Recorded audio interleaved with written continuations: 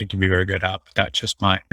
Okay. I love that you like quotes, but this is not something that's important if you're applying for a job. Obviously, they hope you're licensed. All this stuff, the thing with the best attorneys and people is you're just expected to jump in on things and do this work no matter what. So I hate to cross all this out off your resume, but this is all stuff that just makes the reader work. So one of the things about resumes is, in effect, and it's basically, it's something that I would say effective persuasion. And the way to do effective persuasion is typically the most effective persuasion you do not have. So you allow people to reach conclusions, do not conclusions to reach. What that means essentially is here, like you're telling people to reach all these conclusions. And in this person here, if I just see this and I see all these articles the person's writing in this work, I would be like, wow, this person really understands working on the foreign asset controls and this type of work. They've done it their whole career. And wow, they're very interested in the kind of work they've done. Look at all the law review articles and stuff they've read. This person would be fascinating to talk to, and they're someone who's obviously committed. That's all I need to know. And so when you start looking at all these resumes, you can see that you start getting all of these, people start giving you all this insight into the type of people they are. This person, if I look at this, when I see all this stuff, I see them in Illinois and from a legal family. No one cares about that. I know you do. And certainly I talk about where I'm from and stuff all the time. Everybody does, but you don't need to talk about that. And then when I see this stuff, I think, why is this person telling me their grades at this school that's not accredited? I don't care.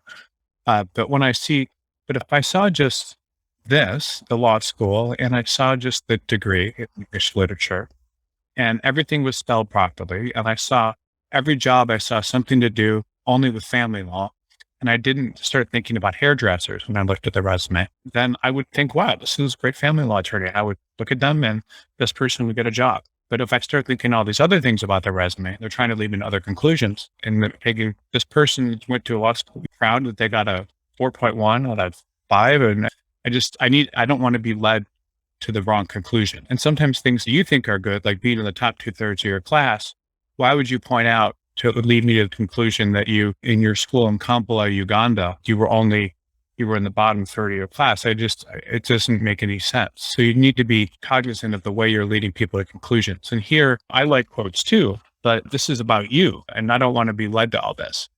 And then when you start you have to spell out these words, you have to look out for all this stuff and all this sort of thing here. I don't know what your title is, but you should probably try to have there. And this resume, by the way, attorneys that work and have experience.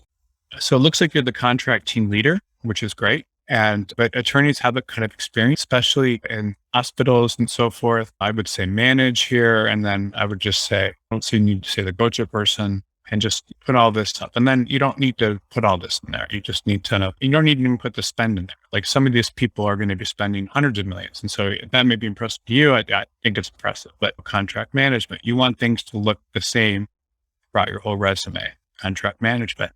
And one of the things I don't like about this resume is no titles. I would like to see your titles if you can. But then all of a sudden, this is a great resume because there's so much consistency here. Sorry, I didn't turn the talk to your college schedule.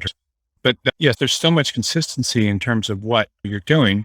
I don't know what a certified change manager is, and then you should put your education on here, wherever that is. You need more on there. And all these extra kind of degrees that you take, you can put somewhere else. They don't need to go there. And put the change manager above your law school, above that. It doesn't matter where you went to law school for the type of work you're doing, because you've got a lot of very good experience. This is a very good resume for what you're trying to do. So I think you would have no problem. You'll probably get in a position. Be careful with the job, with your bar dates, because people are going to say, well, why did this person not start working until July? So people are going to assume you can just say state bar to Texas State Bar. That's all you need to say. So just remember, anything you say to a good attorney, they will look at and they will raise questions about. So attorneys are trained to look and poke holes in things and issues. So they're going to look at your resume, and the more content you put on your resume, the more they're going to punch holes in it.